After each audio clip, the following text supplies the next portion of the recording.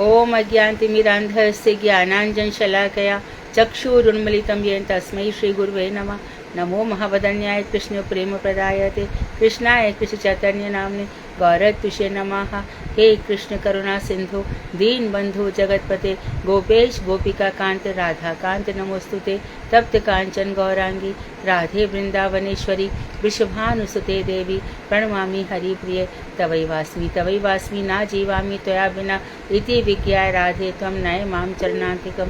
पूर्वे गौरचंद्राय राधिकायै तदालय कृष्णाय कृष्णभक्ताय तद्भक्ताय नमो नमः। वाञ्छाकल्पतरुभ्यश्च कृपा सिन्धुभ्येव च पतितानां पावनेभ्यो वैष्णवेभ्यो नमो नमः। श्री कृष्ण चैतन्य प्रभु नित्यानंद श्री अद्वैत गदाधर श्रीवासादि श्री गौर भक्त वृंद। हरे कृष्ण कृष्ण कृष्ण हरे हरे, हरे राम राम राम हरे हरे।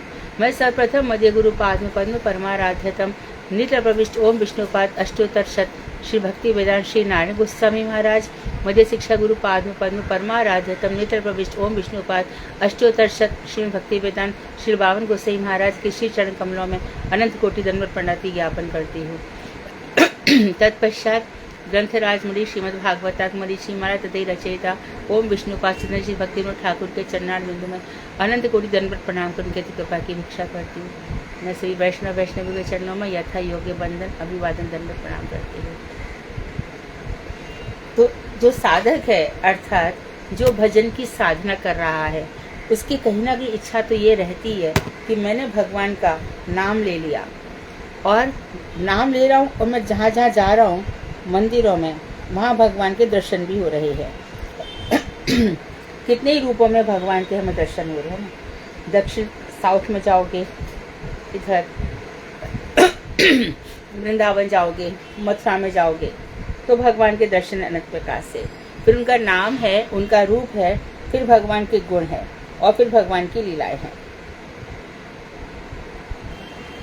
तो इस तरह से भगवान श्री कृष्ण, क्योंकि भगवान तो एक ही है ना, उनके दर्शन करके अब एक लोभ और होता है कि यदि वो भगवान हमारे सामने लीला कर रहे होते तो उनकी लीलाओं को हम भी देख रहे होते तो हमें बताया गया कि जो लीला है ना, ये जैसे कि अलात चक्र चलता है, मशाल को गोल घुमा दिया जाए, है एक ही मशाल तो इसको गोल घुमा दिया जाए तो वो सब जगह अपना प्रकाश कर देती है। उसी प्रकार भगवान श्री कृष्ण की लीलाएं एक धाम में अलक्षित हो जाती हैं, यानी अप्रकट हो जाती हैं, दूसरे धाम में चल देती हैं। तो इस धाम में हमें क्या कर गए, वो साधना के लिए छोड़ गए कि तुम साधना करते रहो, एक दिन तुम्हें मुझसे बहुत प्रेम हो जाएगा और ये प्रेम के हाथी में बिका हुआ हो, कोई और दूसरी चीज से तुम मुझे पा नहीं सकते हो, किसी प्रकार से नहीं पा सकते हो। तो तुम मुझे धीरे धीरे तुम्हारी साधना का वो लेवल आ जाए कि तुम मुझे प्रेम कर लो। प्रेम करके क्या होगा कि जिस ब्रह्मांड में इस समय लीला कर रहा हूँगा तुम वहाँ पर आ जाओ। ये भगवान के वचन है और ऐसा हम देख रहे हैं शास्त्रों में। शास्त्रों में बहुत सारी बातें लिखी गई है।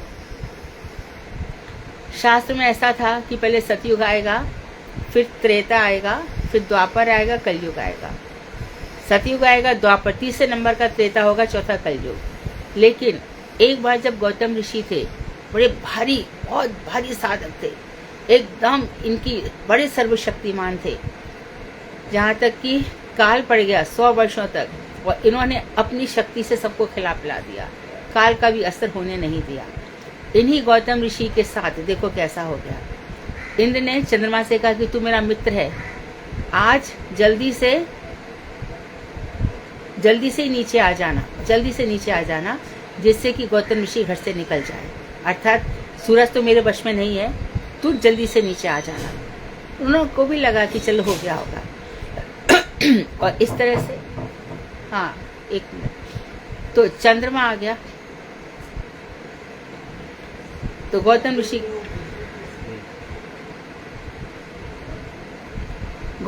की पत्नी, तो इंद्र गौतम ऋषि की पत्नी के प्रति लोभी था। चंद्रमा को इसने मित्र बनाया, वो आ गया।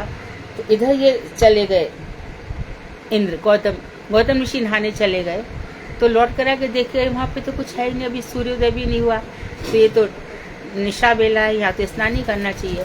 लौट कर आए तो देखा कि ये सब मिली भगत हो रही है यहाँ पे, और इंद्र उनके कक्ष से बाहर आ रहा है। उन्होंने सबको शाप दे दिया। किस किस को शाप दे दिया? चंद्रमा को कलंक लग गया, जो उनके हाथ में पानी है उसको उठा करके छिड़क दिया। उसके बाद चंद्रमा को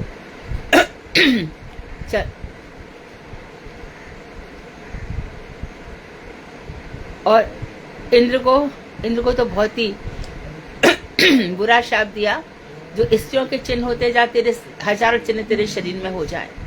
उसने कहा इतने मेरी हंसी मत बनवाओ, मैं सभा में कैसे जाऊंगा। बोले ठीक है, उसकी जगह तेरे आंख हो जाए।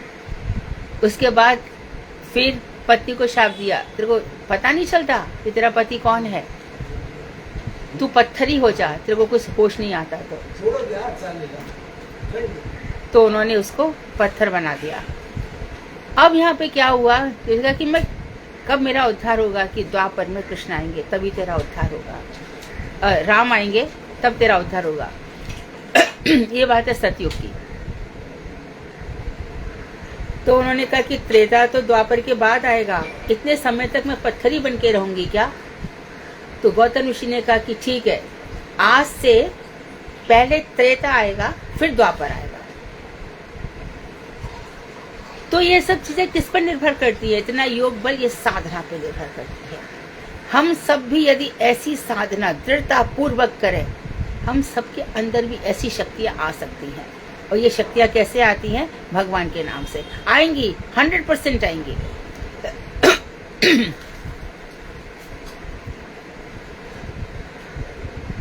क्या बात हो गई है?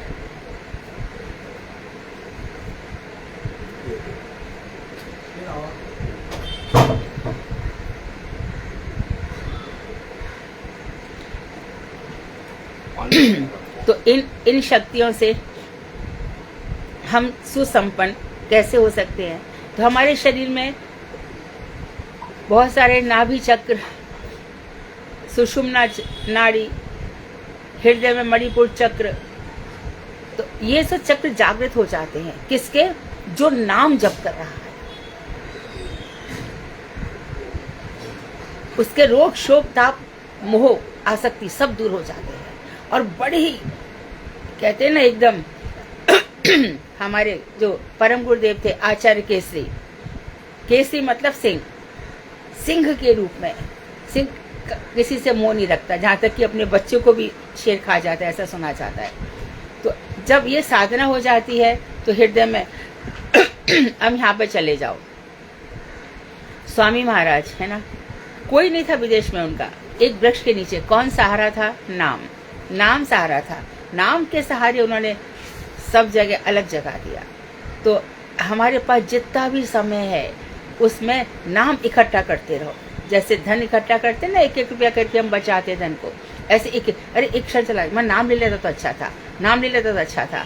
शौच में यहाँ वहाँ भगवान ने कोई नियम नहीं रखा हुआ है, ना किसी समय का, ना पात्र का, ना काल का। तो हमें नाम जप करते रहना चाहिए। आज हमारी किरण शुरू हो रही है 16वीं।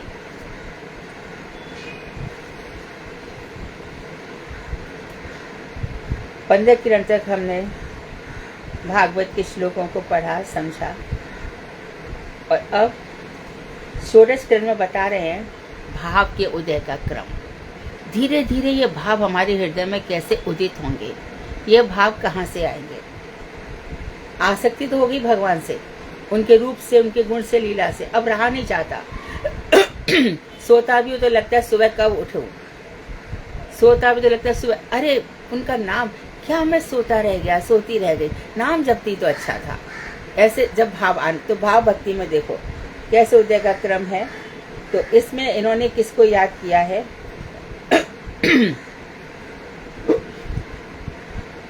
साधनैर्जीवने यस्य दृष्टो भावोदया क्रमः रघुनाथमहं वन्दे दास गोस्वामिनीं प्रभुं। मैं उन श्री रघुनाथ दास गोस्वामी प्रभु के श्री चरण कमलों की वंदना करता हूँ, जिनके जीवन में साधन द्वारा भावोदय का क्रम दिखाई देता है।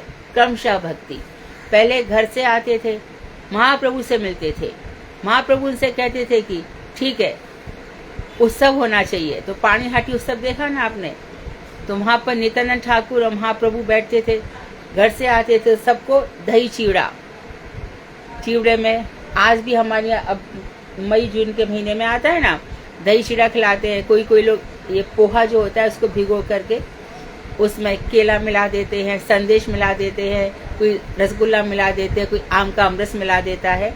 इस तरह से आज भी पानी हाटी उत्सव मनाया जाता है। तो रघुनाथ दास गोस्वामी के जीवन में क्रम से भक्ति देखी गई।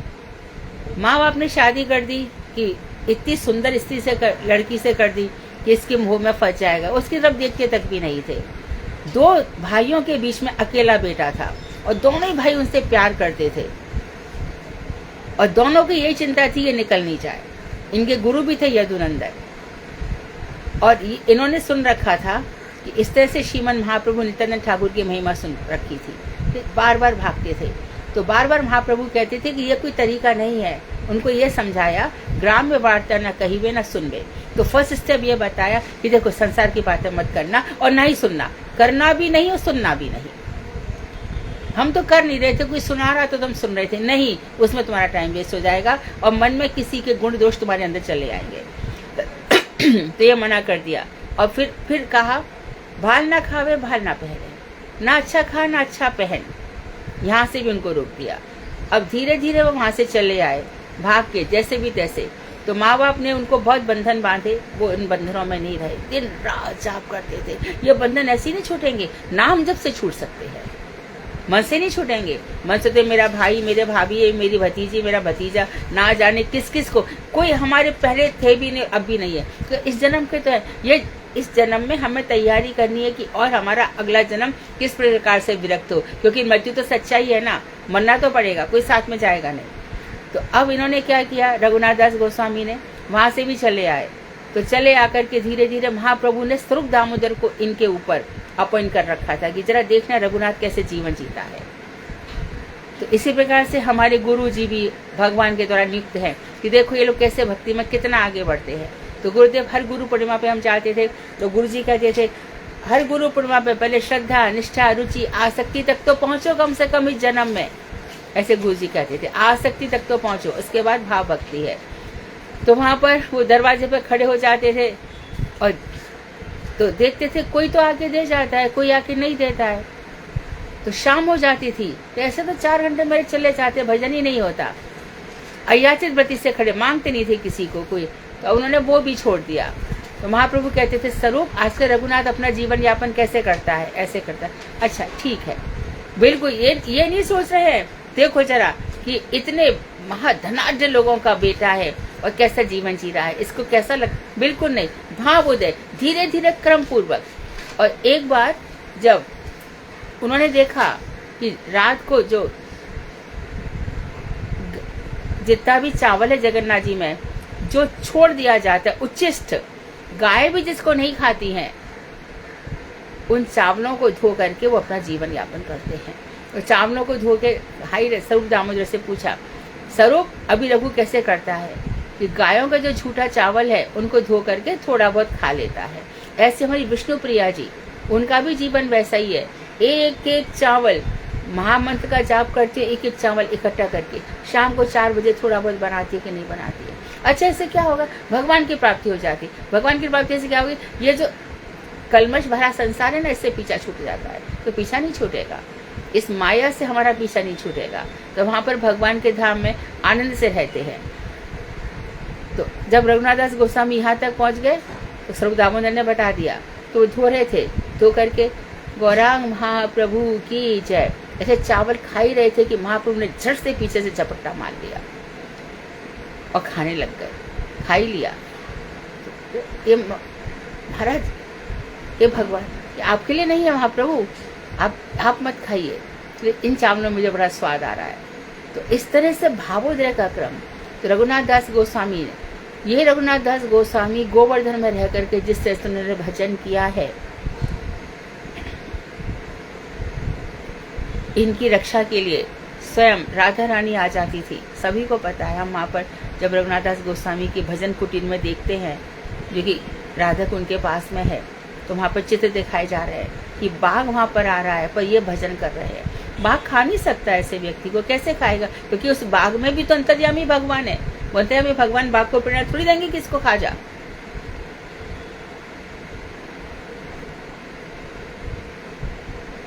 ना किसी सांप से कहेंगे किसको खा जा। और वहां पर सर्दी गर्मी में इन रघुनाथ दास गोस्वामी का हमें रोज स्मरण करना चाहिए, रोज। तभी हमारे अंदर सच्चा युक्त वैराग्य आएगा, नहीं तो आ नहीं सकता। उसके बाद ये 1008 दंडवत परिक्रमा करते थे, सर्दी गर्मी में ऐसे बैठे रहते थे। सनातन गोस्वामी आते थे, कभी रूप कहते थे रघुनाथ कुटिया क्यों नहीं बना लेता? क्योंकि उन्होंने देखा किशोरी जी आकर के अपना आंचल से उनकी रक्षा कर रही है। तो तू समझता नहीं है किशोरी जी को कितना कष्ट उठाना पड़ता है, वो धूप में ऊपर से आई। अच्छा, किशोरी जी करुणा की सागर है, राधा कुंड उनका ही स्वरूप है। एक सच्ची घटना सभी को पता होगी, उस समय के सभी लोगों को पता होगी कि एक व्यक्ति की पत्नी का नाम किशोरी था, स्त्री था, स्त्री में बड़ा आसक्त था। तो जो किशोरी थी उसका देहांत हो गया। देहांत होकर के वो बिल्कुल पागल हो गया, यहाँ वहाँ घूमता रहता था। ऐसे घूमते घूमते वृंदावन पहुँच गया। वृंदावन से एक बार बरसाने पहुँच गया, और बरसाने में पहुँच करके हे किशोरी तू कहाँ चली गई, किशोरी तू कहाँ? रोता है, तड़पता है, बिलबिलाता है, किशोरी किशोरी। तो राधा जी बोली अरे सुन ललिता, कौन मुझे पुकार रहा है? तो ललिता जी बोली स्त्री है, स्त्री इसकी मर गई, उसके पीछे पागल हुआ पड़ा है, आपको नहीं पुकार रहा है, पर नाम तो मेरा ही पुकार रहा है ना, नाम तो मेरे ही किशोरी है। तू ऐसा कर, इसके हृदय में प्रेम जागृत कर दे और इसको मेरे पास ले आ। ये हमारी राधा रानी की कृपा की आदत है। तो यदि आपकी कृपा की आदत नहीं होती, यदि नहीं कृपा की आदत होती तुम्हारी, तो सुनी ही रहती अदालत तुम्हारी, तो तुम्हारी अदालत में कौन आता? तुम कृपा कर देती हो, योग्यता का विचार भी नहीं करती हो। तो इसी कृपा के सागर को लेकर के महाप्रभु आए थे, और उस सागर की खूब तरंगे ऐसी उछाली कि आज पूरा विश्व राधा राधा राम चिल्ला रहा है। तो गौरांग महाप्रभु के भजन से हमें ये सब बातें मालूम पड़ती है। तो इन्हीं के परिकर थे रघुनाथ दास गोस्वामी, तो इनका हमें स्मरण करना चाहिए। 1008 दंडवत प्रणाम रोज करते थे। किस किस के उद्देश्य से? यशोदा जी के उद्देश्य से, 8 सखियों के उद्देश्य से, नंद बाबा के उद्देश्य से, मधुमंगल, सुबल, स्तोक कृष्ण इत्यादि उज्जवल इन सखाओं के उद्देश्य से, भगवान के पूरे परिकरों के हिसाब से, कृष्ण के नाम से, राधा जी के नाम के, ऐसे। और कितना जितनी जरूरत है उतना ही खाओ पियो तो भजन अच्छा हो जाता है। नहीं तो भैया गैस बन रही है, कफ बन गया, पित्त बन गया, क्या क्या खाने से बड़ी फिर भजन में बैठा नहीं जाता है।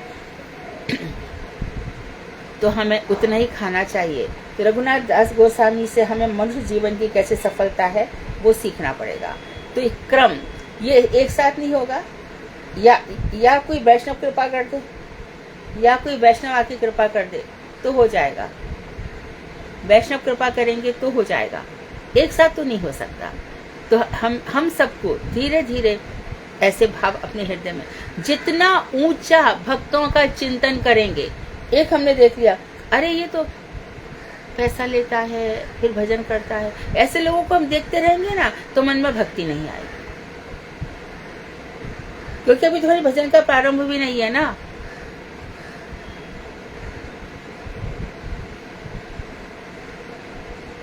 भजन के लिए गंभीर ऐसे भाव चाहिए, भाव। ये सब भावों का खेल है। उद्धव जी मथुरा की अट्टालिकाओं में, बड़े बड़े महल थे मथुरा के, उग्रसेन राजा के, कृष्ण दिखा रहे थे, देखो उद्धव देखो ये छठी करा है, यहाँ से मैं जाता था, ये ऊंचा गांव है, ये ललिता जी का है, इस तरह से सब दिखाते थे। महल कहाँ दिखाए भगवान ने? खुद तो महलों में भागवत खुदवा दी, पूरे जहाँ पे ठाकुर जी रहते हैं वहाँ भागवत खुदी हुई है।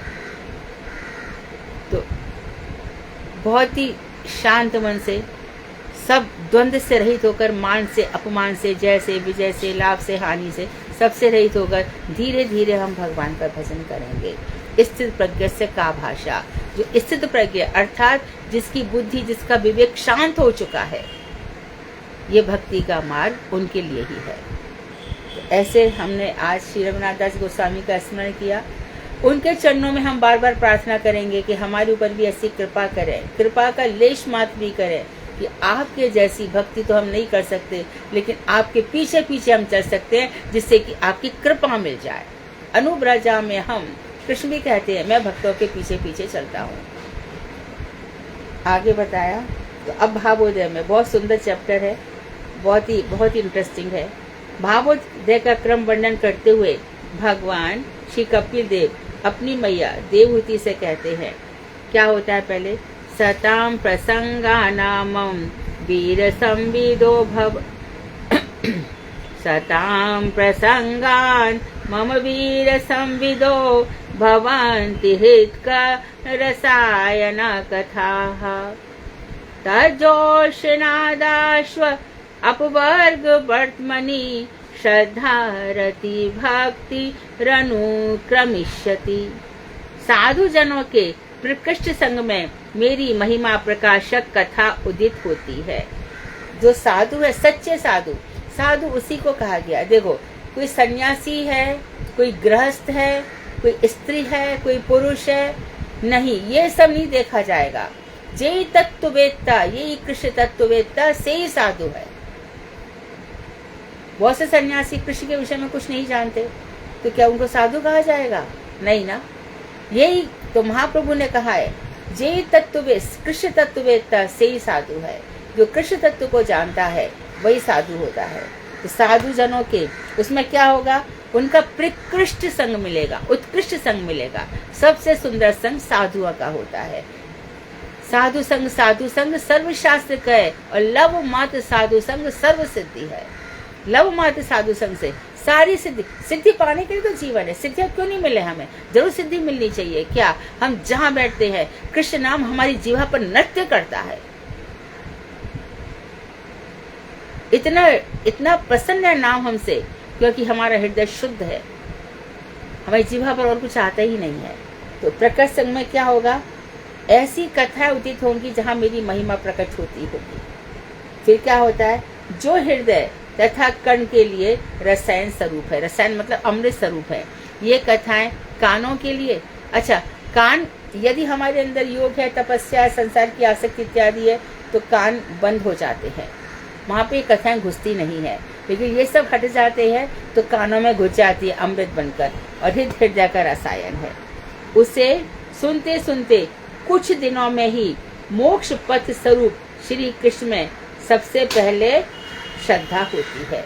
इन कथाओं को सुनते सुनते जो भगवान श्री कृष्ण मोक्ष स्वरूप है, अर्थात संसार की आगमपाई अवस्था, जीवन मरण से छुड़ाने वाले हैं, उन मुकुंद, ऐसे भगवान को क्या कहते हैं, मुक्तिम ददाति मुकुंदाः। मुक्ति किससे देते हैं? संसार से। आत्यंतिक प्रलय, यहाँ पे फिर आना नहीं पड़ता। हमारी समस्त इंद्रिय, प्राण, आत्मा, मन सब कुछ भगवान में लग जाता है। तो ऐसे मोक्ष पद के स्वरूप श्री कृष्ण में सबसे पहले श्रद्धा होती है। अब हमारी सबकी ममता टाक बटोरी, सबकी ममता। विभीषण कहते हैं मेरी अब कहीं पे कोई ममता नहीं रह गई। गुरुदेव ने भी आकर के परम गुरुदेव से कहा था, अपनी पत्नी की ममता, अपने बच्चों की ममता, अपने परिवार की ममता, माता पिता की ममता, सब मैं आपके चरणों में रखता हूँ, आप मुझे जैसा रखना चाह रखें। कहते हैं परम गुरुदेव की आंखों में आंसू आ गए। और फिर जो इन लोगों ने भजन किया है, आज जो संपत्ति हम मठों में देख रहे हैं ना, पहले ऐसा नहीं था। हमारे देखते देखते ही नहीं था। जब गुरुदेव विदेश गए हैं तो बस योग माया देवी हैं, कब किसका क्या प्रकट कर दे। तो उस समय जैसे तैसे होता था, मठ चलता था। ऐसे बहुत सारी कहानियां हम पढ़ते, कैसे चिड़िया ने आकर के पोटली फेंक दी पैसों की। तो ये जो मठ मंदिर है, ये भगवान के हवाले चलते हैं। तो श्रद्धा होती है। उस श्रद्धा के साथ भजन करते करते जितने परिमाण में अनर्थ दूर होते हैं, उतने अधिक रूप में श्रद्धा की क्रमोन्नति। तो जितने, फिर अब श्रद्धा आ गई। श्रद्धा के बाद हम जब साधुओं के पास गए, साधु ने कहा अच्छा तुम हरि नाम करो। हम हरि नाम करने लग गए, साधु संग हो गया, फिर भजन क्रिया हो गई। अब अनर्थ, कल भी हम बता रहे थे, 4 प्रकार के अनर्थ मिट जाते हैं। सबसे पहला होता है सुकृति से युक्त अनर्थ। सुकृति से उठने वाले कैसे होते हैं? हम पिछले जन्म में इतना दान पुण्य करी आए हैं, इतना सबका हित करके आ गए हैं कि इस जन्म में भगवान ने हमें खूब दिया है, इतनी धन संपत्ति दी है कि हमारा इतने सारे, आज यहाँ मीटिंग है, वहाँ मीटिंग है, आज ये फैक्ट्री देखनी है, वो फैक्ट्री देखनी है, यहाँ जाना है, वहाँ जाना है, तो बिल्कुल भजन नहीं होता। पूरा जन्म उस भोग में ही चला जाता है। फिर दुष्कृति, इतने बुरे कर्म करी आए हैं, बीमार पड़े रहते हैं, लड़ाई झगड़ा रहता है, और बस कोई हमारा धन चोरी कर जाता है, क्योंकि हम पिछले जन्म में यही सब काम करके आए हैं, इसलिए इस जन्म में हमें ये सब भोगना पड़ता है। तो दुष्कृति के कारण भी भजन नहीं होता। तीसरा है अपराध, या तो हम धाम के प्रति या वैष्णवों के प्रति या फिर सेवा अपराध, किसी न किसी के प्रति हम ऐसे अपराधियों के वचन कर देते हैं कि हम भजन नहीं कर सकते। हम उसके प्रति इतना अपराध करते हैं। एक लड़का था, है ना, तो उसकी बहुत इच्छा थी कि वो बहुत ब्रह्मचारी बनेगा, दिन रात किताबें पढ़ता था, अध्ययन करता था बचपन से ही, खूब नेट बेट पे, लेकिन वैष्णव अपराध कर बैठता था। वैष्णव अपराध से क्या हो गया, उसका विवाह हो गया।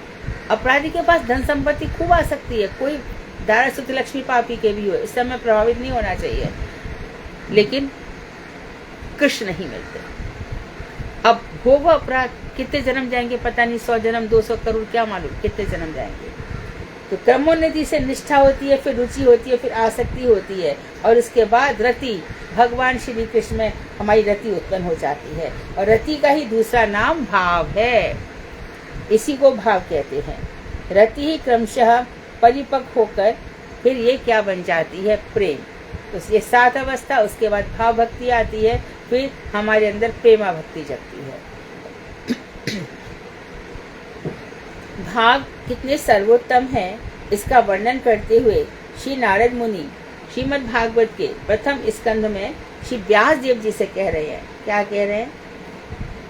इमं सनिगमं ब्रह्मन् न वेत्या मदनुष्ठितम् अदान्मे ज्ञानमैश्वर्यं स्वस्मिन् भावं च केशवाः।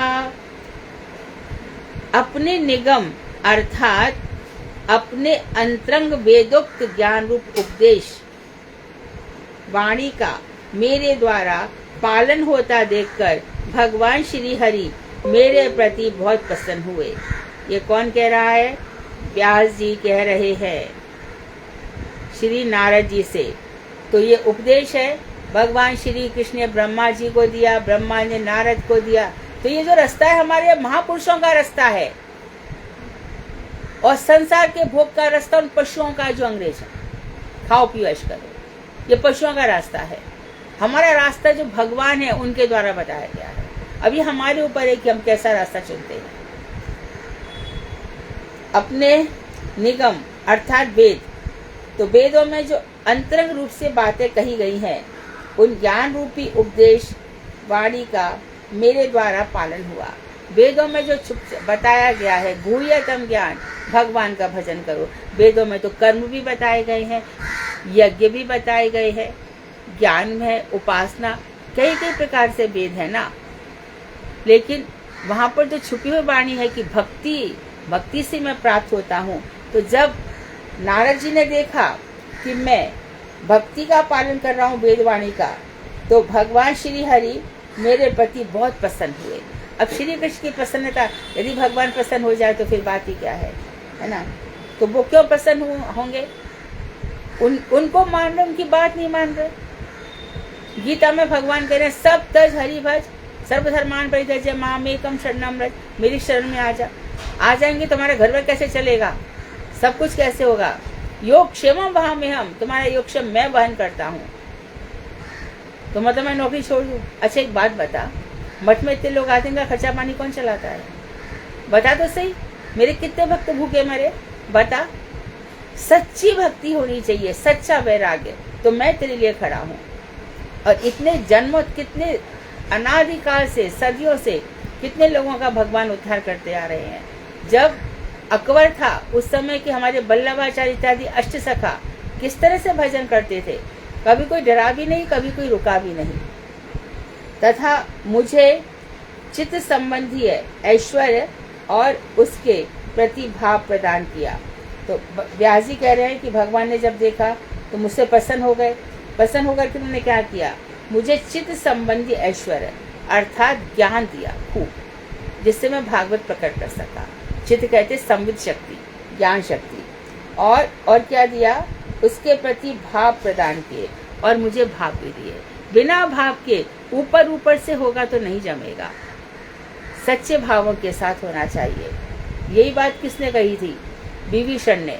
भाव के साथ आया था वो, भाव के साथ भगवान के इसके 2 श्लोक बहुत ही सुंदर है। श्रवण सुजस सुन आयहु प्रभु भंजन भव भीर, त्राहि त्राहि आरत हरन सरन सुखद रघुवीर। बड़ा यश सुना है मैंने, देखो यश मेरी भगवान की कथा है। इसके सुनकर के रघुवीर आपकी शरण में आ गया हूँ।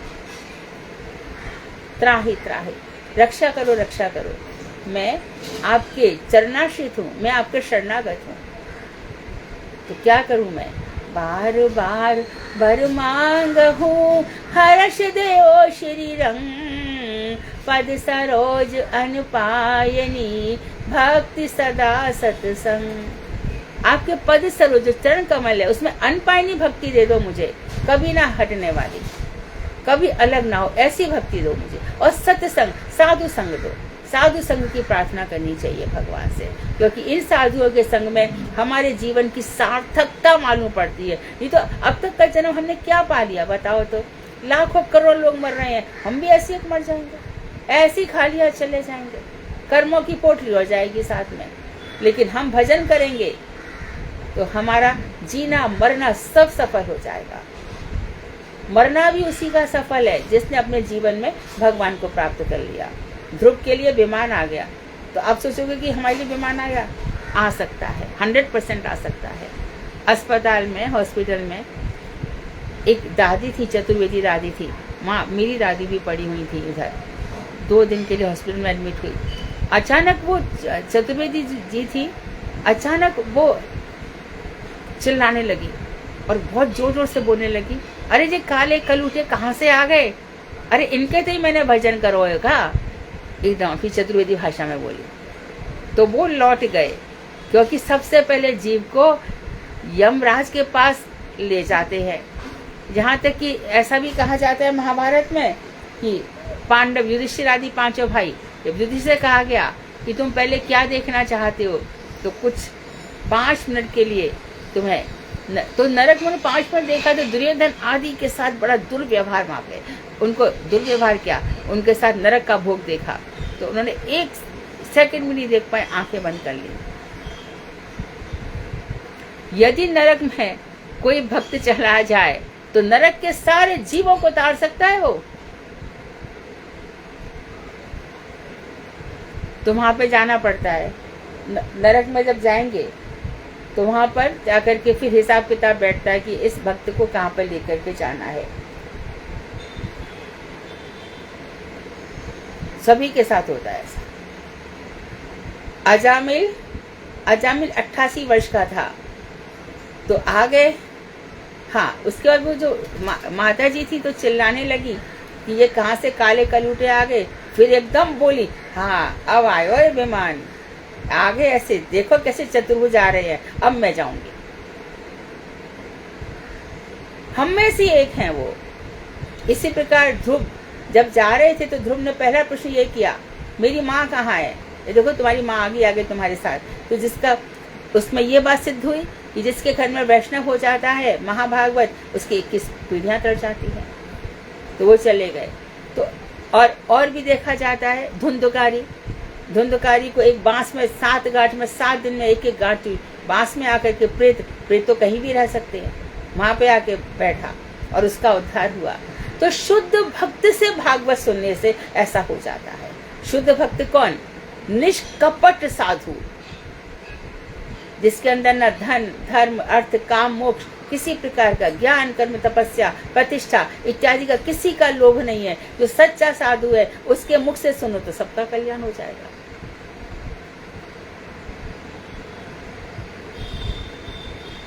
तो विमान हम सब के लिए भी आ सकता है, बशर्ते जीवन ऐसा जिया जाए। मत मति, ना प्रतिष्ठा चाहिए, ना धनम, ना जन्म, ना सुंदरी कविता, जगदीश का काम है, कुछ भी नहीं चाहिए मेरे को। अकेला जाऊंगा, साधुओं का संग करूंगा, जब मिल गए, नहीं साधु मिले तो ग्रंथ ही मेरे साधु है, कथा ही साधु है इनका, और कुछ भी नहीं हुआ तो नाम निष्ठ बनूंगा, नाम निष्ठ, इतना नाम करूंगा। तो साधन भक्ति से क्रमशः किस प्रकार भाव उदित होता है? साधन भक्ति धीरे धीरे धीरे, है ना। तो अभिधेय भक्ति के साधन जो हम कर रहे हैं, इसका वर्णन करते हुए श्री सूत गोस्वामी श्रीमद् भागवत में कहते हैं, सूत गोस्वामी श्रीमद् भागवत में कह रहे हैं,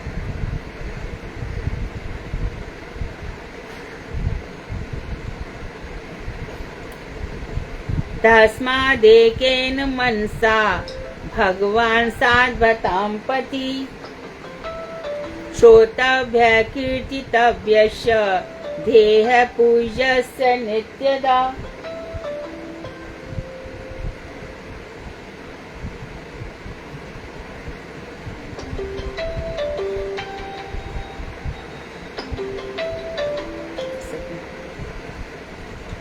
आप है ना 4:30 के बाद ही मैं पहुंचूंगी घर पर, तब आप बात करना। 4:30, हाँ ठीक है। हाँ हाँ हाँ हाँ, मैं 4:30 पे बात करूँ आपसे।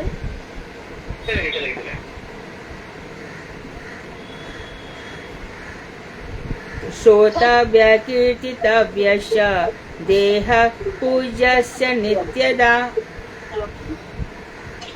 अतएव एकांतिक मन से सात्वत पति, सात्वत मतलब वैष्णवों की जो प्रभु है, भगवान है तो सबके, लेकिन वैष्णवों के खास रूप से है। वैष्णव भगवान श्री कृष्ण की कथा का श्रवण करो, उन्हीं का कीर्तन करो, उन्हीं का ध्यान करो, और उन्हीं का पूजन कैसे करो? नित्य करो, नित्य करो, सर्वकाल करो, सुबह करो, दोपहर करो, शाम करो, रात करो, आधी रात करो, ब्राह्म मुहूर्त में करो। एकांतिक मन से सात्वत पति। कृपया अपना सुधा देखो किसका माइक खुला है। राधे गोविंद जी के नाम से प्लीज माइक ओपन कीजिए। तो एकांतिक मन से सात्वतां पति जो वैष्णवों के प्रभु हैं। देखो सबसे अच्छा रास्ता क्या है? एक छोटा सा कोई एक प्रसंग दो, अपना बेटा बेटी भाई पति पत्नी किसी, अरे मुझे पढ़ के सुनाओ ना थोड़ा सा। आपने देखा कि आपने पढ़ा, उससे क्या लिया? उसका तो इंटरेस्ट ही जाग गया। थोड़ा सा मुझे पढ़ के सुना देना। अच्छा, और कुछ नहीं किया तो कोई कीर्तन चला दिया, या घर में किसी संत की कथा चला दी। अभी मुझे पता चला किसी एक घर में ना वो कथा चला देते हैं, तो उनके पति को बिल्कुल भी इंटरेस्ट नहीं था कथाओं में, पर एक दो बात उनको लग गई किधर ना किधर। ईगो इतना है, लेकिन कहीं ना कहीं क्लिक हो गई। अपना प्रयास कर लो। तो श्री कृष्ण की कथा का सुनो, कृष्ण की ही कथा श्रवण करो, और कीर्तन खुद कहो, कह के तो देखो किसी से। भगवान की कथा इतनी शक्तिशाली है, हृदय में जाकर के प्रवेश कर जाती, तीर की तरह चली जाती अंदर, एकदम जैसे कि बंदूक से गोली निकलती है, ऐसे कथा अंदर प्रवेश कर जाती है और फिर अपनी छाप छोड़ जाती है। कीर्तन करो, ध्यान, और कभी कभी तो कहते हैं ध्यान करना चाहिए। इसके लिए भी एक रास्ता है, बहुत ही अच्छा रास्ता खोज निकाला है कि देखो भैया ये 20 मिनट है, शुरुआत करो 20 मिनट से। 20 मिनट भी शुरू में बहुत भारी पड़ते हैं। 20 मिनट का अलार्म लगा दो। इसके पहले मन, अरे मन मैंने कहा है ना कि 20 मिनट तक कहीं जाना नहीं है। हरे कृष्णा, कृष्ण करे ध्यान आया, हरे राधा जी का ध्यान आया, फिर मन भागा। एक क्षण में भाई मन भाग मत, 20 मिनट तक तो तुझे जाने ही दूंगा कहीं पे, उसके बाद तुझे जाना है जहाँ पे जा, बाद में फिर ज्यादा ही नहीं किधर। तो जब हम भजन करते तो शुरू में मन बहुत परेशान करता है, तो उस समय फिक्स करके रख लो, या किसी से कह दो फोन आए या कुछ भी आ जाए, उठाना ही नहीं है। प्रातःकाल ऐसे हो सकता है, दिन में तो संसार के न जाने कितने कितने काम रहते हैं। ध्यान और पूजन नित्य करना चाहिए, भगवान का ध्यान करना चाहिए और भगवान का पूजन में चाहे तुलसी दल दे दे, हाथ जोड़ दे, कुछ भी कर दे, भगवान के आगे जो आहनिक मंत्र है, देखो तुम लोग आर्निक बोलते हो, आर्निक नहीं होता, आहनिक होता है। आहनिक, आहनिक क्या होता है? अहनी, अहनी मतलब जैसे पूर्वाह्न, मध्याह्न, अपराह्न, पूर्वानीला, मध्यानीला, ऐसे आहनिक, अहनी से आहनिक बना, नित्य कार्य।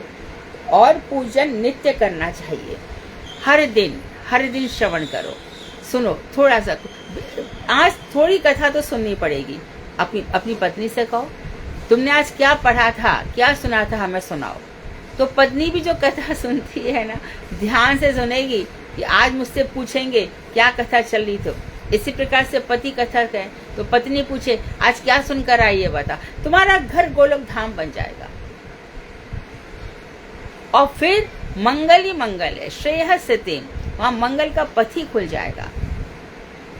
कल मैं भक्ति वल्लभ तीर्थ गोस्वामी महाराज की कथा सुन रही थी, तो कितनी सुंदर बात कह रहे थे, श्रवण कीर्तन करना है।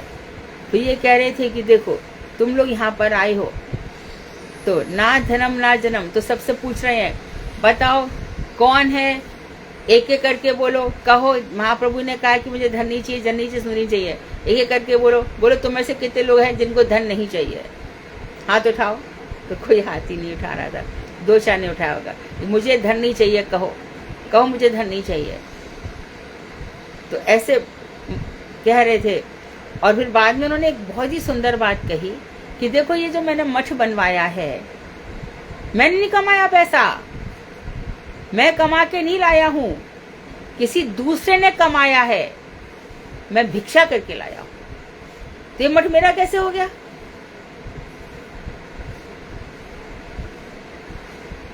मैं इस वाली वीडियो को मरीची माला में भेज दूंगी। तो कह रही है वीडियो ये फिर मठ मेरा कैसे हो गया? दूसरे ने कमाया था, मैं उससे भिक्षा करके ले आया, तो मैं तो कमाया ही नहीं। तो जितने हम महापुरुषों की कथाएं सुनेंगे, गुरुदेव की, इन लोगों की, तभी तो कल्याण होगा। यहाँ हमने तो कथा सुनी, यहाँ सुनते, अरे सुनकर के बैराग्य तो कथा क्यों सुनी, टाइम क्यों वेस्ट किया? महापुरुषों की कथाएं सुनो। कथा सुनना कोई खाना पूर्ति करना है क्या? अपने भजन ध्यान के लिए भी तो समय रखना है ना। तो श्रवण कीर्तन ध्यान करना चाहिए। आगे और देखो क्या कह रहे हैं, यदनुध्यायसि न युक्ता कर्म ग्रंथि निबंधनम छिन्दन्ति को विदासत्तस्य को न कुर्यात् कथारतिं। जिनकी निरंतर ध्यान रूपी तलवार द्वारा पंडितगण कर्म ग्रंथि का छेदन करते हैं। निरंतर ध्यान रूपी, तो पहले श्रवण बताए, अब ध्यान करो। और ध्यान क्या करता है? तलवार का काम करता है। ध्यान करते करते हमें सब युगों की कथा याद आती है। भगवान श्री राम की आती है, नरसिंह देव की याद आती है, मत्स्य अवतार याद आता है। ध्यान करते करते भगवान के चरणारविंद, भगवान का मुखारविंद याद आता है। इतनी सुंदर अलकावलियां हैं, कितने सुंदर नयन है, कितने कैसे यशोदा जी से बन रहे, कैसे इनकी बंशी बज रही है, गमन अगमन किस तरह से इनकी चाल है, कैसे पीताम्बर फहरा है, कितना सुंदर बक्षस्थल है, कौस्तुभ मणि है, गले में वैजंती माला सुशोभित हो रही है, श्रीवत्स का चिन्ह है। ऐसे ध्यान करो भगवान का, बराह पीड़म से करो, है ना। तो ध्यान रूपी तलवार द्वारा पंडितगण क्या करते हैं? कर्म ग्रंथि का, अरे मेरे को ये काम है, वो काम है, अरे कुछ काम नहीं है, तू ना करेगा तो भी काम हो जाएगा। तो कर्म ग्रंथि का छेदन कर डालते हैं।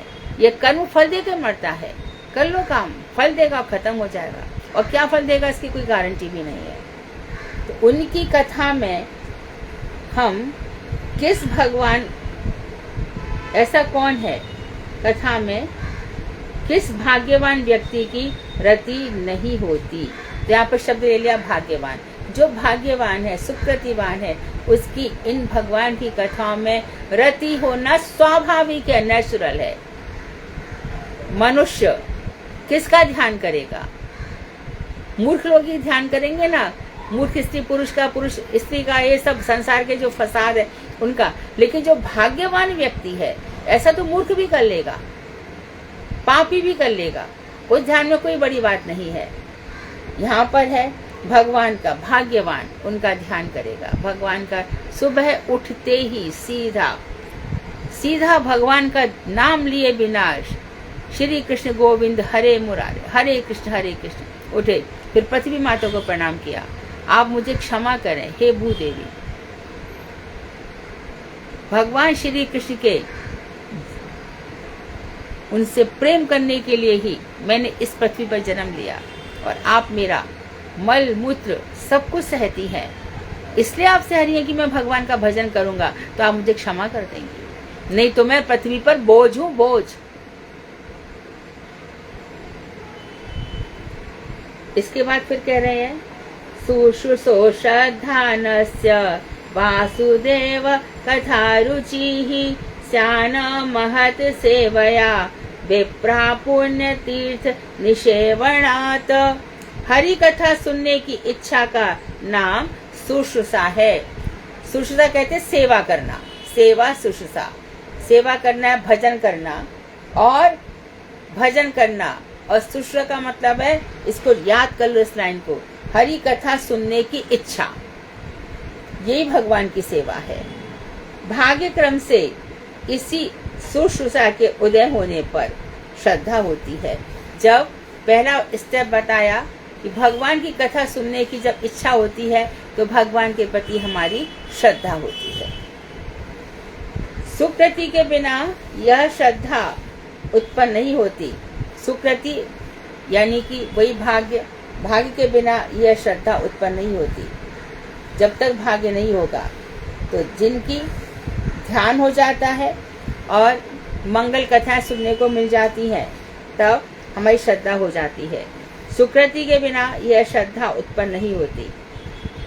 तो सुकृतिनो अर्जुन चतुर्विधा भजन्ते माम, सुकृतिनो अर्जुन आर्तो जिज्ञासु अर्थार्थी ज्ञानी च भर्तर्षभ। हे 4 प्रकार के लोग मेरा भजन करते हैं। सुकृतिवान,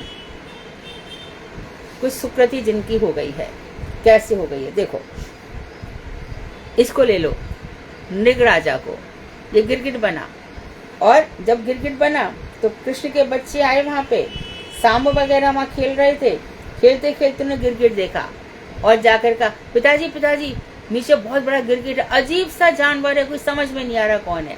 कृष्ण आए और कृष्ण ने जब हाथ डाला, भगवान के तो हाथ कितने भी लंबे हो सकते हैं, हाथ डाला तो एकदम चमचमाता सुंदर राजकुमार बनकर आ गया।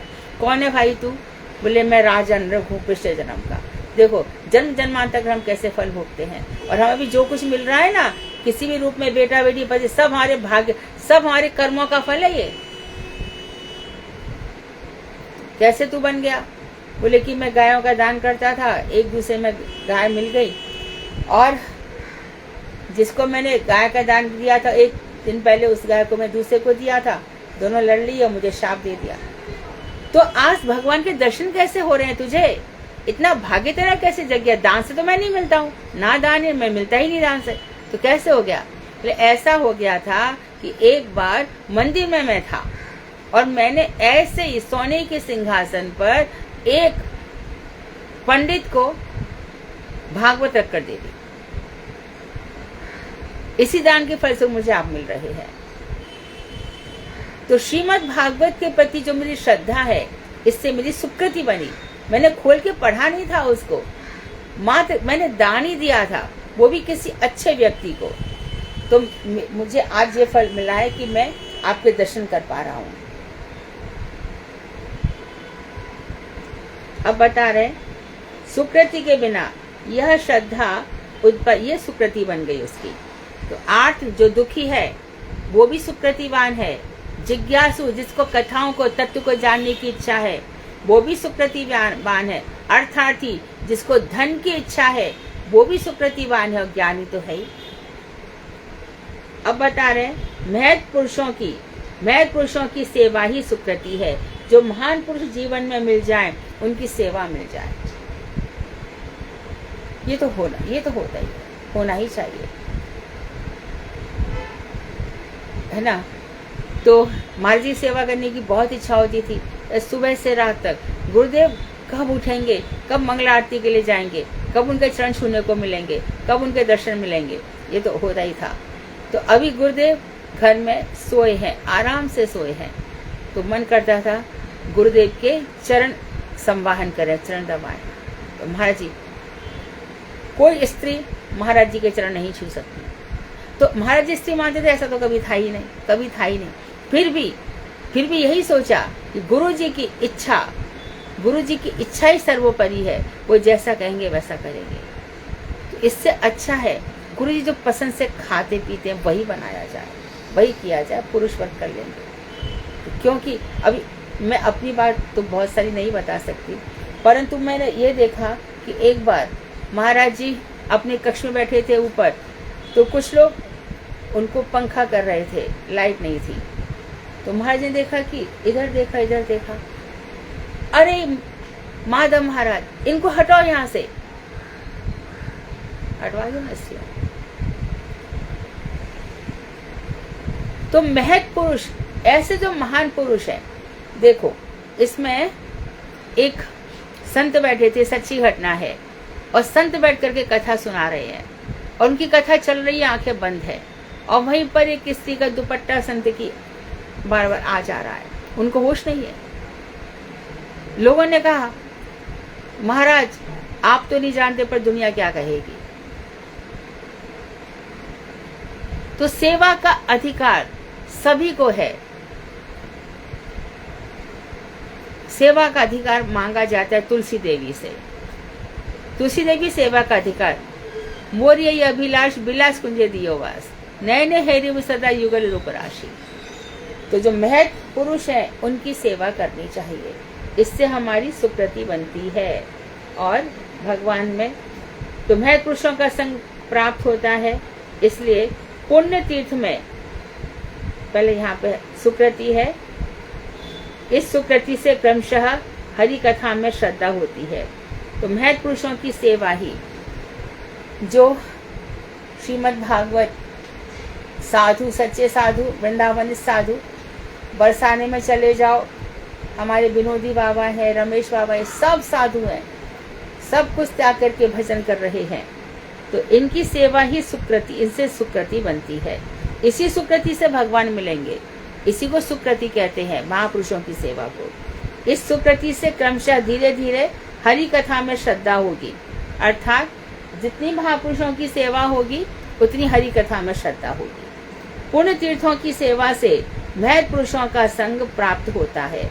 और क्या, पुण्य तीर्थों में चले जाओ तो वहाँ पे क्या होगा, उनकी सेवा में, वहाँ पे ये लोग बैठे रहते हैं, धाम इत्यादि में, तीर्थ से बड़े धाम होते हैं, यहाँ पे बैठे रहते हैं और इनका संग प्राप्त होता है। इसलिए पुण्य तीर्थ में गमन रूप सुकृति से महत् सेवा प्राप्त होती है। तो इन तीर्थों में जाओ, वहाँ पे कथा इत्यादि हो रही होंगी, वहाँ पे कथा सुननी चाहिए और सेवा का सौभाग्य प्राप्त करना चाहिए। महत् सेवा होने पर हरि कथा में श्रद्धा होती है। प्राचीन हो अथवा आधुनिक नया हो, सुकृति से ही श्रद्धा उत्पन्न होती है। प्राचीन हो या आजकल का हो, सुकृति होगी तभी श्रद्धा उत्पन्न होगी, सुकृति से ही श्रद्धा उत्पन्न होगी। सुकृति अर्थात सेवा, सेवा, सेवा। तो सेवा तीनों ही प्रकार की है। सुंदर प्रश्न पूछे जाए भगवान संबंधी तो बोलो क्या कहेंगे, अच्छा हुआ तुमने पूछा, इससे भगवान की तुमने याद दिला दी, और सुंदर प्रश्न पूछो, और सुंदर प्रश्न पूछो। इस तरह से एक श्लोक और कर लेते हैं।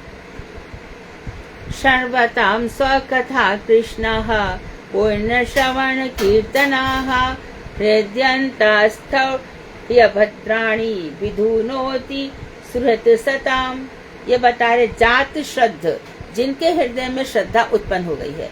क्रम आ रहा है ना, अब श्रद्धा ले ली, श्रद्धा उत्पन्न हो गई महापुरुषों की सेवा से। महापुरुष कौन? कृष्ण भक्त। तो श्रद्धा उत्पन्न हो गई है। ऐसे पुरुषों के हृदय में कृष्ण कथा के श्रवण और कीर्तन द्वारा, पुण्य श्रवण कीर्तन अर्थात जिनके श्रवण कीर्तन पुण्यकारी हैं, ऐसे श्री कृष्ण प्रवेश कर जाते हैं उनके हृदय में। तो श्री कृष्ण हृदय में कब प्रवेश करेंगे? जब हृदय में श्रद्धा होगी। श्रद्धा कब आएगी? सुकृति से। तो एक क्रम है प्रश्न बनाने वाले, ध्यान देंगे। पहले सुकृति होगी। सुकृति कैसे बनेगी इसको बताएंगे, और सुकृति के बाद क्या होगा? श्रद्धा आएगी। श्रद्धा कैसे रहेगी, फिर इसका क्रम बताएंगे। और भगवान श्री कृष्ण कैसे हैं? पुण्य श्रवण कीर्तन, अर्थात श्रवण मंगल है, कीर्तन मंगल है। उनके विषय में सुना जाता है, कीर्तन किया जाता है। क्या करते हैं? वो हमारे हृदय में प्रवेश कर जाते हैं तथा उनके हृदय में बैठकर तत्क्षणात, देर नहीं करते, साधुओं के परम सुहृद हरि समस्त अभद्र, जो भी हमारे अनर्थ हैं, भक्ति से युक्त अनर्थ भी होते हैं ना, हम तो अपराध की बात कर रहे थे, कितने सारे भक्ति से अनर्थ, प्रतिष्ठा मिल गई, बहुत पैसा आ गया, तो बस मठ मंदिर बनाने में लग गए और भजन सब छू, सारे दिन लोगों से मिलना, ये सब करना। ये ऐसा थोड़ी था, ऐसा थोड़ी होता है। अनर्थों का नाश कर देते हैं। अनर्थ बहुत प्रकार के होते हैं। प्रारंभ में कृष्ण विस्मृति रूप अपराध होता है। प्रारंभ में कृष्ण विस्मृति रूप अपराध होने से अविद्या का बंधन हो जाता है। तो सबसे पहले जिन कृष्ण ने हमारे लिए सब कुछ किया, उन्हीं कृष्ण को हम भूल जाते हैं और मैं और मेरा अविद्या का बंधन हो जाता है। अविद्या के बंधन से स्वरूप भ्रम होने के कारण कर्म चक्र में फंसना पड़ता है। तो जीवन स्वरूप है नित्य कृष्ण दास, ये कृष्ण का दास हम भूल जाते हैं, बस इस शरीर के सुख में लग जाते हैं और कर्म बंधन में फंस जाते हैं। इस कर्म चक्र से क्या क्या हो जाता है? काम, क्रोध, मद, लोभ, मोह और ईर्ष्या हो जाती है। इसी से ही पुण्य और पाप होते हैं। पुण्य भी और पाप में हमारी रुचि नहीं होनी चाहिए। और पाप पुण्य से स्वर्ग नरक रूप अभद्र, अभद्र क्या है? स्वर्ग नरक रूप अभद्रों का संग्रह करना।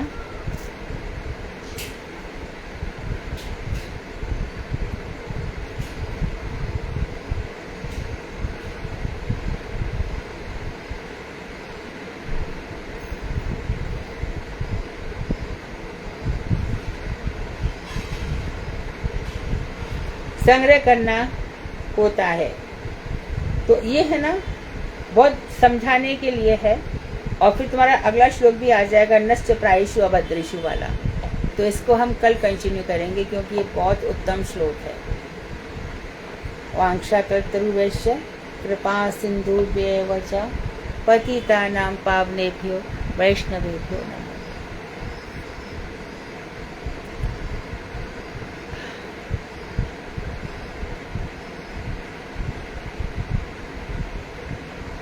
हरे कृष्णा दीदी, दंडवत प्रणाम। हाँ दीदी, आपने 4 प्रकार के अनर्थ बताए, उसमें ना आपने भी 3 बताए कि चौथा अनर्थ कौन सा है? एक अपराध, सुकृति, अपराध, युक्त अपराध, अपराध से उत्पन्न, सुकृति, दुष्कृति, अपराध और भक्ति से उत्पन्न होने वाले अनर्थ। और भक्ति से उत्पन्न। ये सबसे घातक है। जरा सी भक्ति तो प्रतिष्ठा मिल जाती है, धनवन मिल जाता है, लोगों की भीड़ मिल जाती है। बताया था ना? हाँ, मोह अपराध कहा था या भक्ति अपराध? क्या बोला आपने? भक्ति से उत्थित सुकृति, दुष्कृति, अपराध जनित और भक्ति जनित।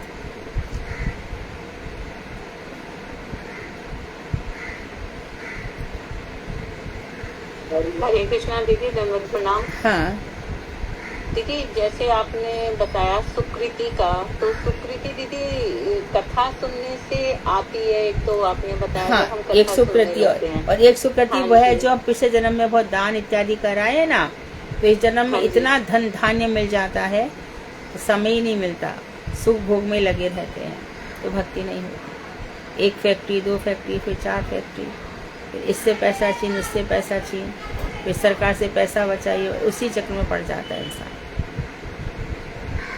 दीदी लेकिन जैसे अगर किसी ने पिछले जन्म में भक्ति की है, हाँ। और उसके बाद देहांतरण हो गया, तो वो सुकृति भी मिल सकती है ना उसको? हाँ, वो आगे बढ़ भक्ति पथ पे आगे बढ़ेगा।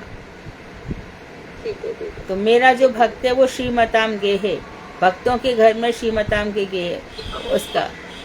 इसको आदा सिद्ध कहते हैं। एक जन्म में उसकी सिद्धि नहीं हो रही है, धीरे धीरे धीरे धीरे रखड़ रखड़ के हो ही जाएगी किसी ना किसी जन्म में।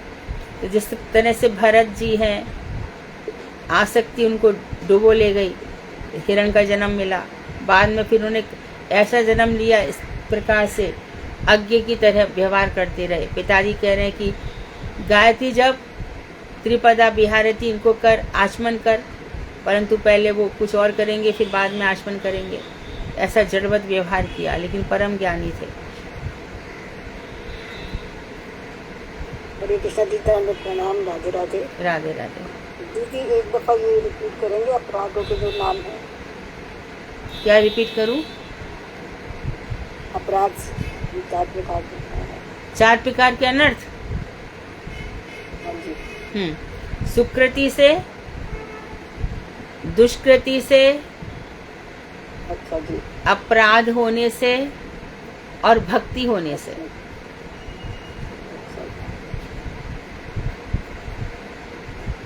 दीदी एक बात और बताएं, जैसे हम आचमन करते हैं तो जैसे 3 दफा लेके करते हैं, तो वो खाली मतलब जो जल होता है वो होठ से लगाना होता है या पीना होता है? पीना नहीं होता।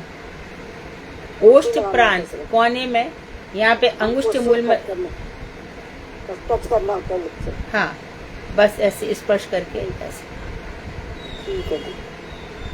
और एक दीदी और बात बताइए, जैसे हमने भोग लगा दिया, एक भोग लगी हुई वस्तु आ गई, अच्छा दूसरी चीज़ें हम उसका भोग नहीं लगा पाए, तो जैसे अगर वो आपस में साथ मिला के रख देता तो जब भोग वाले उससे, हाँ तो वैसे वो प्रसाद बन जाएगा? हाँ, वो प्रसाद बन जाएगा। क्योंकि कई दफा नहीं लगा पाते उसका। नहीं, आपने उसको मिला दिया, प्रसाद बना दिया, बस बात खत्म। अब दोबारा थोड़ी प्रसाद लगेगा उसका। नहीं, मतलब जैसे एक को तो प्रसाद लगा दिया, दूसरी वस्तु उसका नहीं लगा पाए, और अगर हम पहली बार इससे टच करके पा लें उसको, तो वो प्रसाद ही पाया गया हमारा। तो पहली बार अभी कोई वस्तु भूल से रह जाती है तो कोशिश करनी चाहिए कि भगवान तक पहुंचे। बड़े ध्यान से हर चीज पहुंचानी चाहिए। और कभी मानो नहीं भी जा पाए तो उस वस्तु में, प्रसादी वस्तु में ला दो। हाँ जी, ठीक है दीदी। हरे कृष्ण दीदी, धन्यवाद प्रणाम। हाँ दीदी, आप लोग जो सुबह और शाम हम करते हैं पूजा, मंत्रोच्चारण करते हैं दीक्षा वाला, तो उसको हम लोग तो आहनिक बोलते थे। आहनिक, हाँ सब लोग आहनिक बोलते। आहनिक होता है आह, आह, आदहा, आहनिक। नीक को भी होता है लास्ट में, आहनिक। हाँ, आहनिक 4 लेटर वर्ड है। जी ठीक है, धन्यवाद।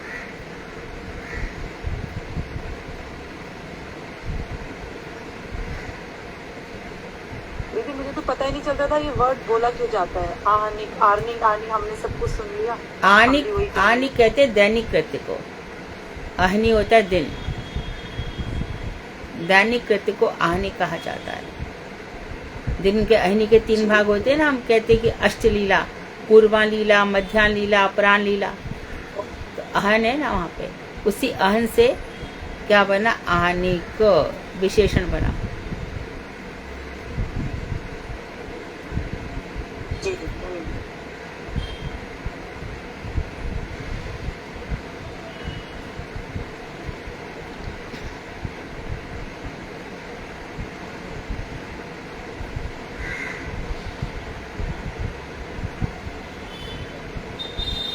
और कोई प्रश्न?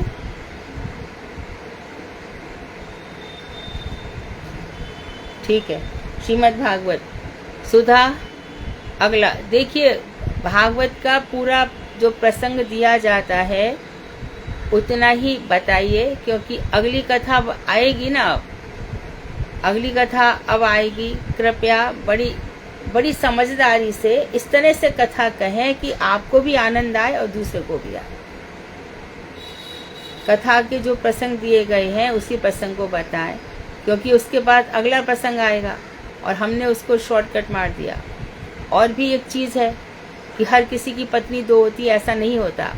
हर किसी की बुद्धि 2 प्रकार की होती है, ऐसा होता है।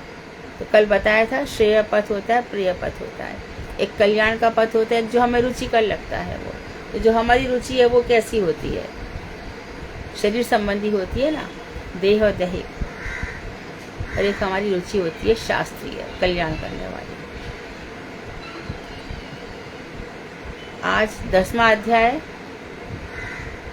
जी हरे कृष्ण दीदी, दंडवत प्रणाम। हाँ, 10वां अध्याय चतुर्दश स्कंद कहना करेगी दीदी आज।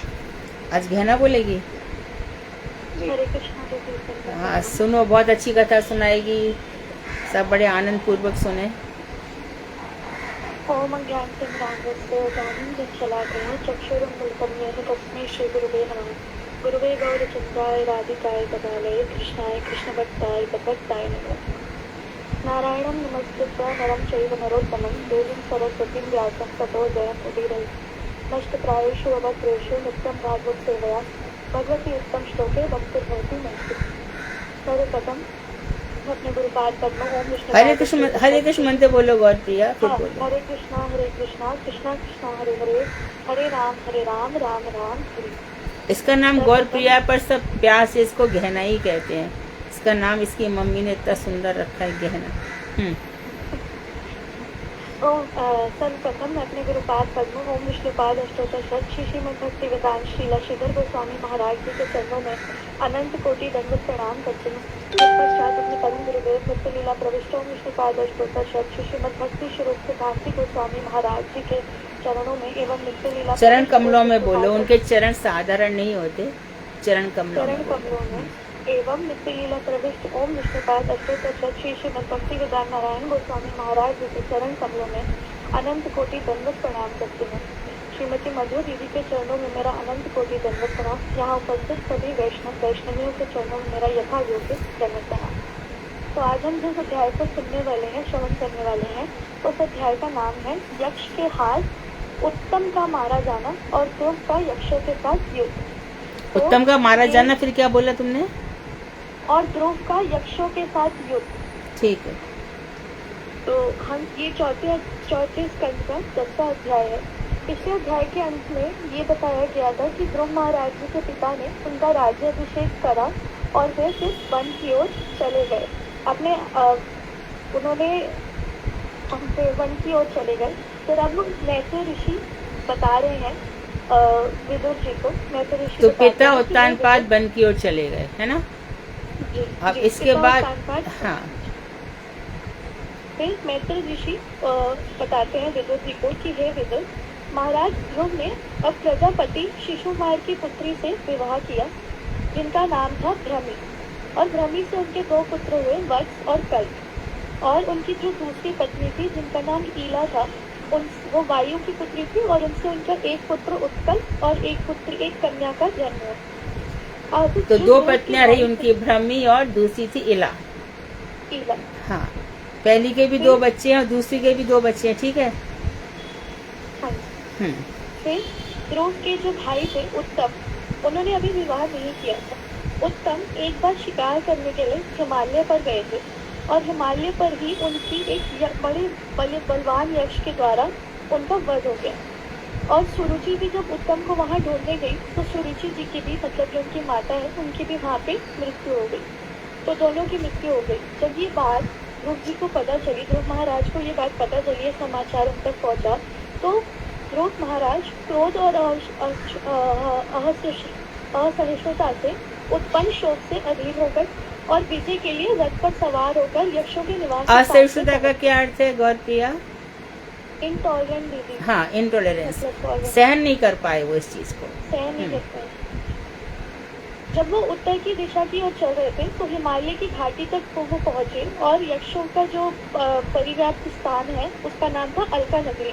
वो उसके बाहर पहुंचे और वहां से देखने लग गए।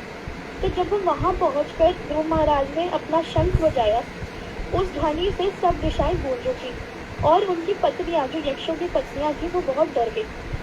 फिर महाबली कुबेर है, उनकी जो सेना है, जब वे डर गई तो वो इस ध्वनि को सहन नहीं कर पाए और उन्होंने तरह तरह के अस्त्र शस्त्र उठा के ध्रुव महाराज जी की ओर उन्होंने प्रहार किया। जब तो यक्ष के जो पिता है कुबेर ने फिर ध्रुव पर आक्रमण कर दिया। ध्रुव ध्रुव महाराज बताते हैं कि ध्रुव महाराज जी बहुत प्रचंड धनुधर है। जब उन्होंने देखा कि यक्ष आराम से गहना आराम से, वो प्रचंड धनुर्धर है, धनुष धारण करने वाले हैं। जी, जब उन्होंने देखा कि यक्ष सेना उनकी ओर आ रही है तो ध्रुव महाराज जी ने प्रत्येक यक्ष सैनिक पर 3-3 बाणों से बींधकर एक ही साथ उन पर आघात कर दिया। एक ही बार से मिसाइलें निकलती है ना, मिसाइलें, ऐसे ही इन लोगों के बाणों से एक ही तीर चल रहा है, पर एक पे 3 तीर, एक पे 5 तीर ऐसे निकल जाते थे मिसाइलों की तरह। जब यक्ष सैनिकों ने 3-3 बाण अपने मस्तक पर लगे हुए देखे तो अपने आप को हारा हुआ मानकर उन्होंने ध्रुव महाराज जी के पराक्रम की बहुत प्रशंसा की। आगे फिर अध्याय में उदाहरण देते हुए बताते हैं कि जैसे एक सांप किसी के पैरों का स्पर्श नहीं सहन कर पाता, यक्ष सेना भी उनके प्रहारों को सहन नहीं कर पाई और उन्होंने फिर ध्रुव महाराज जी के ऊपर उससे डबल मतलब 6 बाण का ध्रुव महाराज जी के ऊपर छोड़े, 6 बाण। आगे बताते हैं कि यक्षों की सेना 13 आयुध मतलब 1,30,000 की थी और वे बदला लेने के लिए उन्होंने बहुत सारे मतलब अत्यंत क्रोधपूर्वक होकर उन्होंने ध्रुव महाराज जी पर बहुत सारे अस्त्र शस्त्र डाले, जैसे परिघ, खड़ग, प्रास, त्रिशूल, फरसा, भुशुंडी और अन्य विचित्र भुशुंडी को आजकल बंदूक कहते हैं, पता है? भुशुंडी संस्कृत में, हिंदी में उसको बंदूक कहते हैं, पिस्तौल भी कह सकते हैं। फिर उन्होंने बहुत ऐसे अनेक पंखों वाले बाणों से उन पे निक्षेप करने लगे।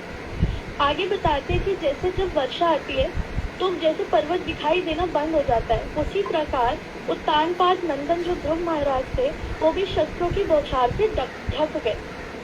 जब ऐसा हुआ तो रणभूमि में यक्ष लोग बड़ी जोर से गरजते हुए चीखने लगे कि हम जीत गए, विजयनाद करने लगे, जोर से बोलने लगे। फिर उदाहरण देते हुए बताते हैं कि जैसे कोहरे से सूर्यदेव प्रकट होते हैं, वैसे ही महाराज ध्रुव का रथ उन बाणों की बौछार के बीच में से प्रकट हुआ और ध्रुव महाराज जी ने अपने बाणों से जैसे बादलों को छिन्न भिन्न करते हैं, उनके सारे अस्त्र शस्त्रों को चूर्ण पूर्ण कर दिया। अब वहाँ का दृश्य कैसा था? वहाँ का दृश्य बताते हुए बताते हैं कि मैत्री ऋषि बता रहे कि वे जितेंद्र विदुर महाराज ध्रुव के अर्धचंद्रकार बाणों से छिन्न भिन्न यक्षों के सुंदर कुंडलों से सुशोभित सिरों, सोने के ताम वृक्षों के समान जांघों, वलियों से विशोभित मनोहर भुजाओं, महामूल्य हारों, कुयोरों, मुकुटों एवं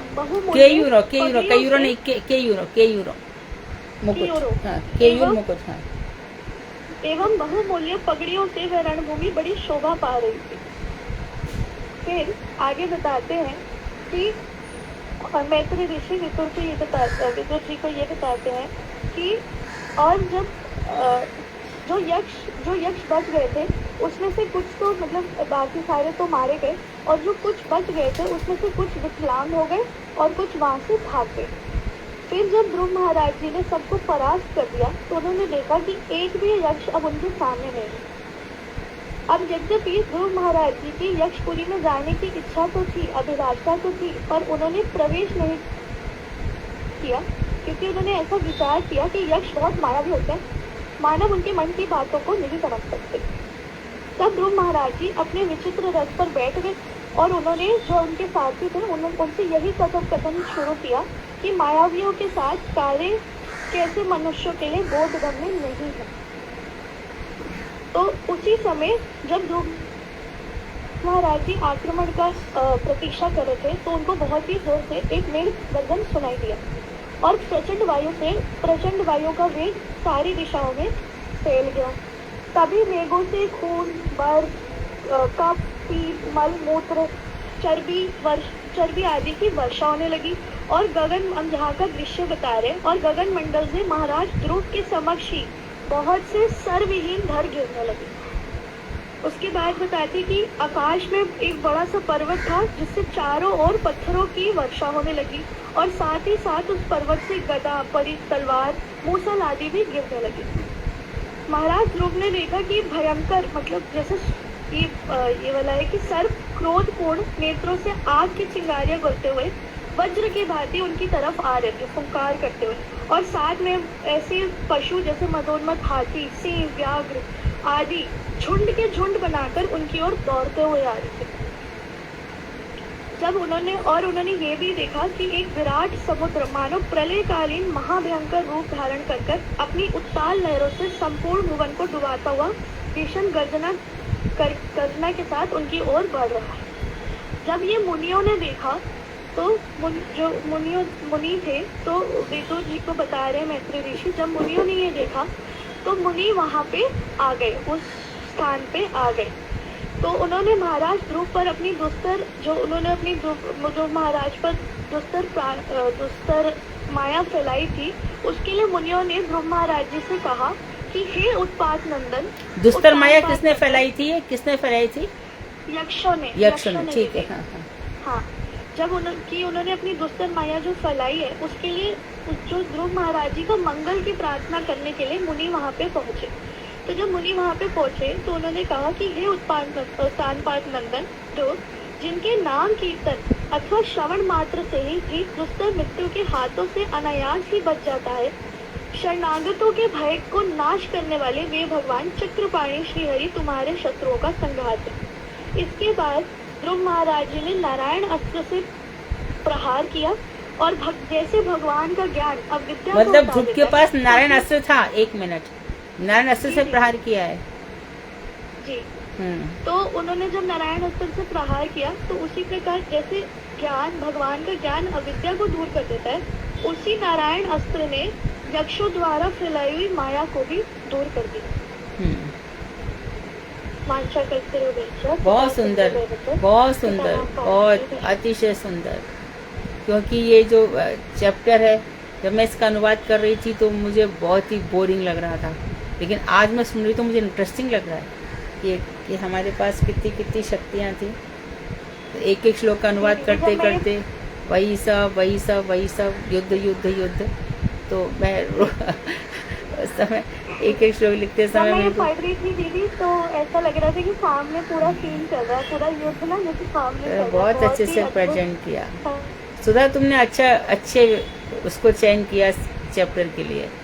ये चैप्टर जब यही चैप्टर था जिसको लिखते समय मेरे को ऐसा लग रहा था कि मैं क्या लिख रही हूँ। बहुत ही सुंदर बोला तुमने।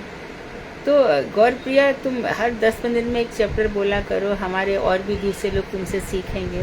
हमारे पास बहुत क्वालिफाइड बच्चे हैं और ये लोग बोल नहीं पाते हैं, हिचकते हैं, पता नहीं इनको किसका हेजिटेशन होता है, मालूम नहीं है।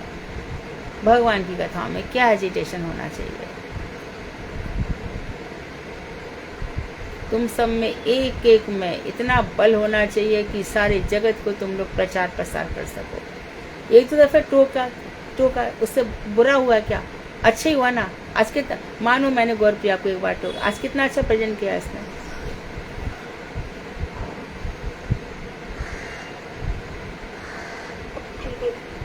हाँ,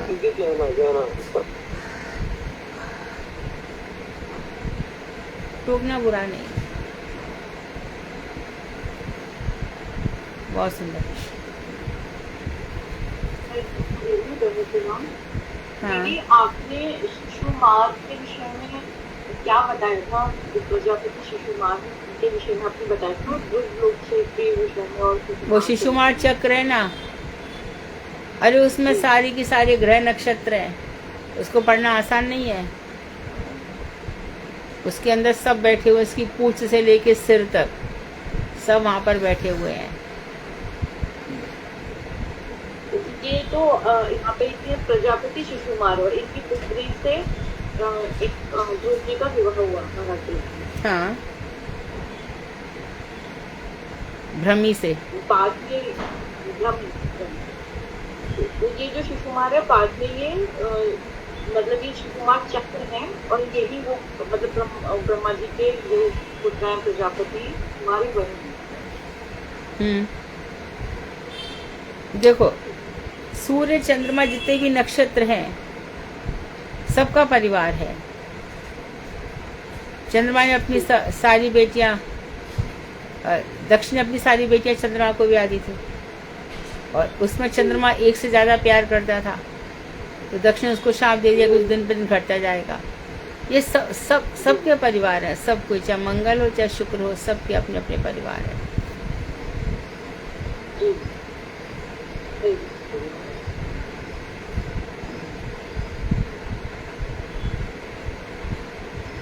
विषुमार्ग चक्र तो ऐसा है, खोल के बैठो और बोलते जाओ। मेरे ख्याल से 1 महीना तक रोज बोलोगी तो याद हो जाएगा, परंतु उसको याद करके कुछ हम क्या करेंगे, ऐसा है। बहुत ही याद करने की इच्छा है तो पुरंजन उपाख्यान याद करो। गुरुजी कहते थे कि सबसे पहले तुम लोग भागवत में पुरंजन उपाख्यान याद करो और उसी की कथा सुनाओ दूसरों को। सुधा, साधना जी, तुम लोग कथा सुनाते हो ना दूसरों को, पुरंजन उपाख्यान सुनाओ। शालू भी कथा सुनाती है। गौरप्रिया, गहना, पुरंजन उपाख्यान तुम मेहनत करके उसको इजी बनाओ और सुनाओ, वो टेबुलर फॉर्म में बनेगा। निशा, तुम भी करो। यही भागवत की सेवा है, यही महापुरुषों की सेवा है। दरअसल ये सेवा क्या, अपना ही लाभ है। एक बार मैं बहुत विचलित हो गई थी तो गुरुदेव ने मुझे बहुत जोर से ही चिल्लाया था, कहा था ये सब ग्रंथ अपने लिए लिखा है, दूसरों के लिए। जो लिखा है उसको अपने ऊपर पहले ढालो। तो जो कुछ हम लिख रहे हैं उससे हम सीख रहे हैं, जन्म जन्मांतर के लिए हम सीख रहे हैं, इतना ध्यान रखना चाहिए। ठीक है, कीर्तन। हरे कृष्णा दीदी, धन्यवाद, प्रणाम। हाँ, मैं करूँ दीदी? गाओ।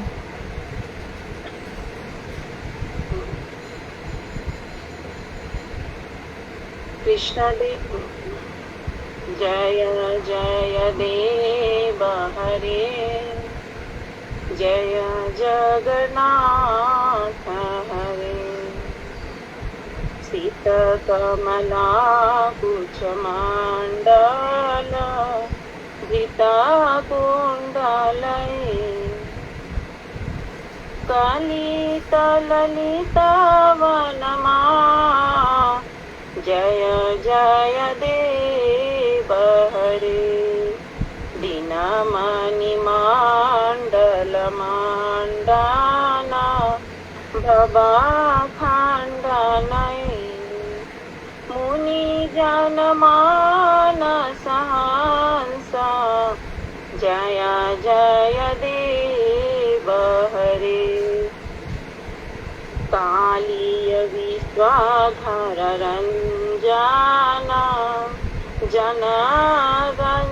नहीं, पहले गंजन बोलो, बाद में जनरंजन। कालीय विश्वधर गंजन। कालीय विश्वाधर गंजना, जनारंजनये, यदुकुल ललिना दिनेशा, जय जय देव हरे। मधुमूर नरक विनाशना, गरुड़ासनये,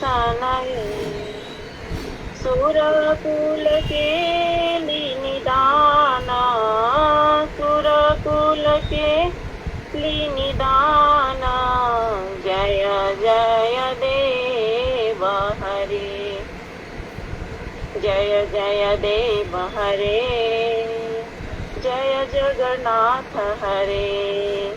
अमल कमल दल लोचन भवमोचनये, त्रिभुवन भवन निधान, त्रिभुवन भवन निधान, जय जय देव हरे। जनक सुता कृत भूषणोदित दूषणये, समर समित दस कंठ, समर समित दस कंठ, जय जय देव हरे। अभिनव जलधर सुंदर धृत मंदर। नहीं, ठीक से करो। अभिनव नहीं, अभिनव जलधर सुन। ठीक है, हाँ चलो, ठीक है।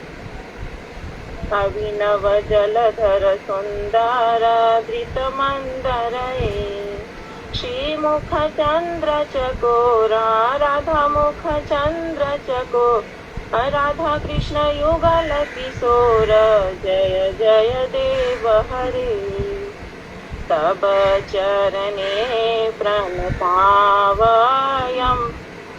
मिति भावये कुरु कुशलम प्रणतेषु कुरु कुशलम प्रणतेषु जय जय देव हरे श्री जय देव कवीरीतं कुरुते मोदम् मङ्गलमोज्ज्वलगीतं मङ्गलमोज्ज्वलगीतं जय जय देव हरे जय जय देव हरे जय जगन्नाथ हरे जय जय राधा कृष्ण गोविंद गोपाल नंद दुलाल यशोदा दुलाल जय जय देव हरे जय जगन्नाथ जय बलदेवा सुभद्रा देवी जय सुदर्शन जय जगन्नाथ जय बलदेवा सुभद्रा देवी जय सुदर्शन हरे कृष्ण बहुत सुंदर, बहुत बहुत बहुत सुंदर, बहुत ही सुंदर, बहुत ही प्रेम से तुमने गाया, अति सुंदर। ठीक है। वांक्षा कर्तरुवैश्य कृपा सिंधुवेव च पतितानां पावनेभ्यो वैष्णवेभ्यो नमः। हरे कृष्णा दीदी, धन्यवाद।